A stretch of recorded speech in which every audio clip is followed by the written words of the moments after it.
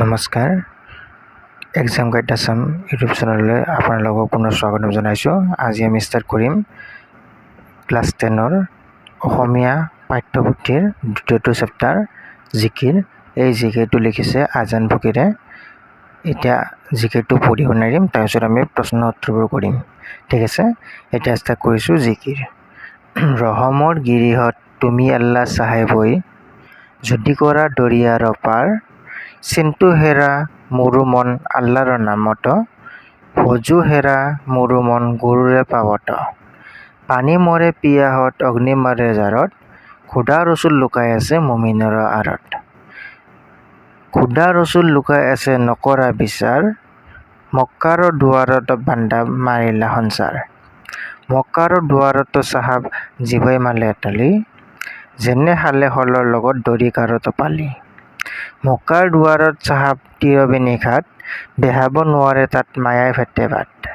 আছমানৰ কুতুব তৰা আদমৰ জাত, সজাত মইনা আছে খনে লগাই মাত। সজাৰ মইনাটি অনেক যুগতি, দেওমাৰি পাৰ হ'লে এৰি টিভিটি। দেওমাৰি পাৰ হৈ জীৱই আছে চাই, চোৱা চোৱা জীৱসকল ফেৰলে বিলাই। গতিকে এইখিনি হৈছে জিকিৰ। এতিয়া আমি ইয়াৰে প্ৰশ্ন উত্তৰবোৰ কৰিম। তোমালোকে যদি চেনেলটো চাই ভাল পাইছা, ছাবস্ক্ৰাইব কৰি দিবা। আৰু যিবিলাক বন্ধু বান্ধৱী আছে তোমালোকৰ, যিবিলাক ধৰা ক্লাছ 9-10 পঢ়ি আছে বা চৰকাৰী পৰীক্ষাৰ কিবা কিবি এক্সাম দিব, তেওঁলোকে এইটো চেনেলটো চাব পাৰে, বা ডিগ্ৰীত যিবিলাকে পঢ়ি আছে তেওঁলোকেও চাব পাৰে। যিবিলাক লাগে মোক কমেণ্ট বক্সত দিলে হ'ল, মই ভিডিঅ'বোৰ দিবলৈ ট্ৰাই কৰিম। গতিকে এতিয়া আমি তোমালোকৰ চেপ্টাৰ 2ৰ জিকিৰৰ প্ৰশ্ন উত্তৰবোৰ চাম। এতিয়া প্ৰশ্ন আছে প্ৰথম 1 নম্বৰৰ চমু উত্তৰ দিয়া। ক, জিকিৰৰ ৰচক কোন? জিকিৰৰ ৰচক হৈছে আজান ফকীৰ। 2 নম্বৰ প্ৰশ্নটো হ'ব জিকিৰবোৰক কিহৰ লগত তুলনা কৰিব পাৰি? উত্তৰটো হ'ব জিকিৰবোৰক হিন্দু ভক্তিমূলক প্ৰাৰ্থনা বা স্তুতি গীতৰ লগত তুলনা কৰিব পাৰি। গতিকে 3 নম্বৰ উত্তৰটো হ'ব জিকিৰ শব্দটো কি শব্দৰ পৰা ওলাইছে? জিকিৰ শব্দটো আৰবী জিক শব্দৰ পৰা ওলাইছে। এতিয়া 2 নম্বৰৰ প্ৰশ্নৰ উত্তৰ শব্দ অৰ্থবোৰ দিম। এতিয়া ৰচুল মানে কি? ৰচুল মানে দেৱদূত, ঈশ্বৰ প্ৰেৰিত পুৰুষ, আল্লাহৰ দূত। তাৰপিছত মুমিন মানে কি? মুমিন মানে হৈছে বিশ্বাসী মুছলমান। ৰহম মানে কি? দয়া। কুতুবৰ শব্দবোৰৰ অৰ্থ হ'ব ধ্ৰুৱ বা নক্ষত্ৰ। তাৰপিছত বান্দা মানে কি? ভৃত্য। তোমালোকৰ ইয়াতে কিছুমান ধৰা সৰু সৰু মানে ধৰা প্ৰিণ্টিং মিষ্টেক আছে, গতিকে সেইবোৰ তোমালোকে অলপ ভালকৈ চাই ল'বা। মই বাৰু ঠিক কৰি দিছোঁ, প্ৰায় কিছুমানৰ পৰা থাকি গৈছে। এতিয়া আমি 3 নম্বৰ প্ৰশ্নটো উত্তৰ কৰিম যে মক্কাৰ দুৱাৰত চাহাব জিভৈ মালে তাৰি, যেনে খালৰ লগত দৰি কাৰত পালি। এতিয়া যিটো 3 নম্বৰ আছে এই কথাখিনি মূল কথাখিনি ক'ব দিছে। এতিয়া মূল কথাখিনি পঢ়ি লওঁ, তাৰপিছত তোমালোকক মই ব্যাখ্যা বা বুজাই দিম। উক্ত বাক্যাংশৰ অন্তৰ্নিহিত ভাৱ হ'ল মনত বেয়া ভাৱ লৈ হাজাৰবাৰ মক্কা দৰ্শন কৰিলেও আল্লাহৰ আশীৰ্বাদ লাভ কৰিব নোৱাৰি। মানুহৰ অন্তৰত দয়া প্ৰেম নাথাকিলে বা আমি যদি সকলো জীৱকে সমদৃষ্টিৰে চাব নাজানো, আমি কেতিয়াও আল্লাহৰ প্ৰিয়পাত্ৰ হ'ব নোৱাৰোঁ।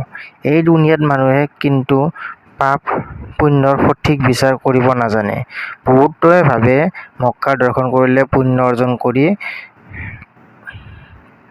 বেহেস্তুত জীৱই স্থান পায়, কিন্তু সেয়া এক ভ্ৰান্ত ধাৰণা। যিদৰে শাল মাছ এবিধ উত্তম মাছ আৰু শাল হ'ল অভক্ষ্য বা অখাদ্য, ঠিক তেনেদৰে গোটেই জীৱনটো পাপ কৰি কৰ্মত লিপ্ত থাকি শেষ সময়ত মক্কা দৰ্শন কৰি পুণ্য অৰ্জন কৰাৰ ধাৰণাও অসম্ভৱ। মানে কি এইখিনি কৈছে কি যে আমাৰ পৃথিৱীত বহুতো মানুহ আছে, গতিকে এই মানুহবিলাকে জীৱনত বহুতো পাপ কৰে। ধৰা কিছুমানে জানি শুনি পাপ কৰে, কিছুমানে নাজানি কেনে পাপ কৰে। গতিকে আমি গোটেই জীৱনটো পাপ কৰি কিনে আমি শেষ সময়ত ভগৱানৰ ওচৰত গৈ কিনে কাম নাই। আমি ধৰা ভগৱানক বিশ্বাস কৰি কিনে, যিবোৰ মানুহে ধৰা ভগৱানক বিশ্বাস কৰে, যিবোৰ কাম মানে বেয়া, সেইবোৰ মানে তেওঁ সেই কামবোৰৰ পৰা দূৰত থাকিলেহে তেওঁ মানে কি ভগৱানক লাভ কৰিব পাৰে। গতিকে যে কৈছে কি যে আমি গোটেই জীৱনটো আমি ভগৱানক নামানি আমি জীৱ হত্যা কৰি তেনেবোৰ কৰি কিনে আমি জীৱনটো পাৰ কৰি কিনে অৱশেষত আমি ভগৱানৰ ওচৰত গ'লে আমাক ভগৱান বা আল্লাই আমাক কোনো ধৰণে সহায় নকৰে।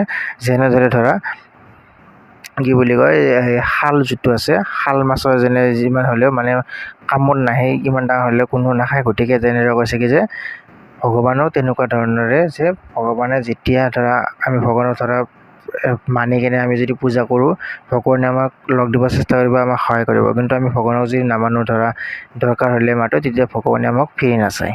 হ'ব। এতিয়া নেক্সটটো হ'ব ব্যাখ্যা কৰা। পানী মৰে পিয়াহত অগ্নি মৰে জাৰত কুদা ৰচুল লুকাই আছে মুমিনৰ আঁৰত। গতিকে ইয়াতে কৈছে যে উক্ত কাব্যাংশ আজান ফকীৰৰ ৰচিত জিকি নামৰ কবিতাৰ পৰা অন্তৰ্গত। উক্ত কাব্যাংশৰ সংসাৰত যাত্ৰাৰ মানুহে যি নিজৰ অজ্ঞতাৰ বাবে আল্লাক বিচাৰি হাবাথুৰি খাই মৰে, অথচ মানৱ হৃদয়তে যে আল্লাহ বিৰাজমান তাকেই বুজাইছে। পানীয়ে মানুহৰ তৃষ্ণা নিবাৰণ কৰে, অথচ পানীয়ে নিজৰ সেই গুণৰ বিষয়ে নাজানে। সেই একেদৰে জুইৰ যে উত্তাপ শক্তি আছে সেই কথা জুয়ে নাজানে। ঠিক এনেদৰে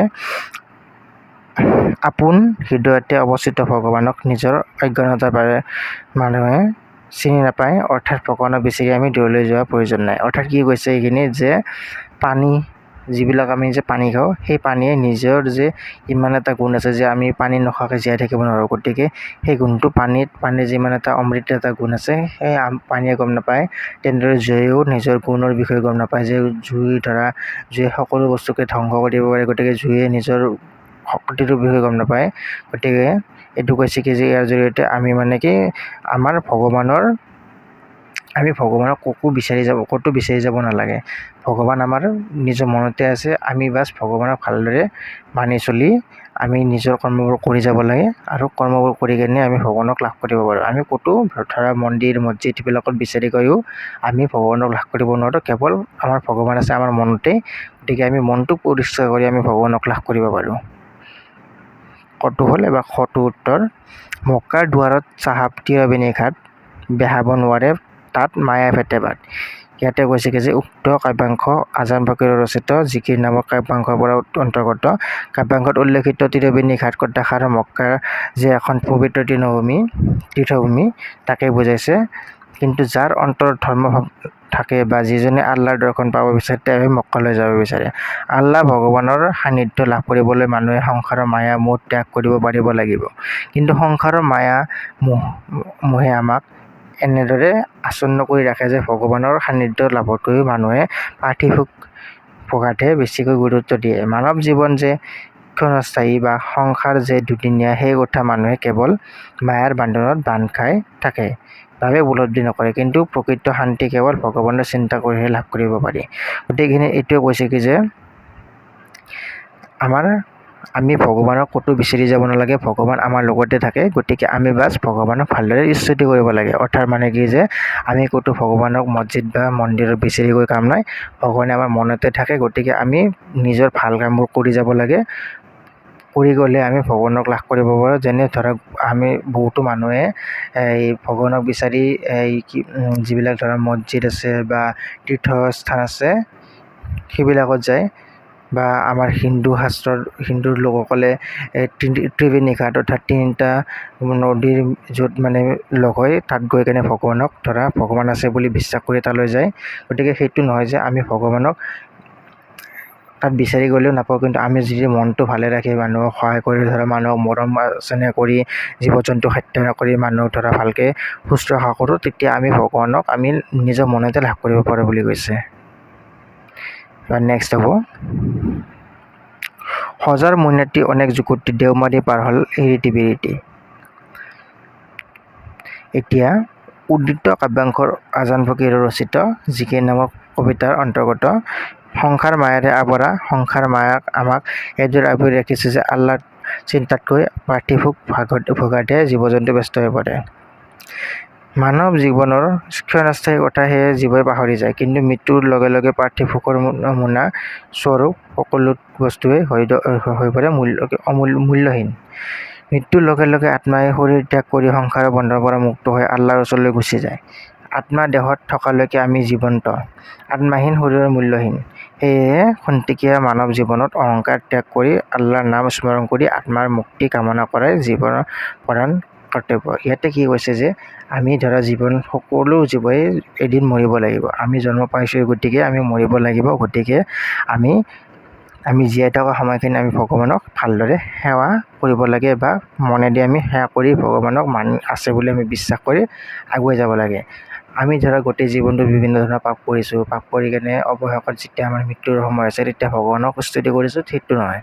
গতিকে যে আমি আমাৰ দেহত যেতিয়ালৈকে জীৱটো আছে আমি তেতিয়ালৈকে আমাৰ বিভিন্ন ধৰণৰ ধৰা আমাৰ সা সম্পত্তি লাগে, টকা পইচা লাগে, কিন্তু মৃত্যুৰ পিছত আমাৰ দেহটোৰ কোনো মূল্য নাই, টকা পইচাৰো মূল্য নাই। এই দেহটোৰ যিটো আত্মা আছে সেই আত্মাটো ভগৱানৰ ওচৰতে গুচি যাব।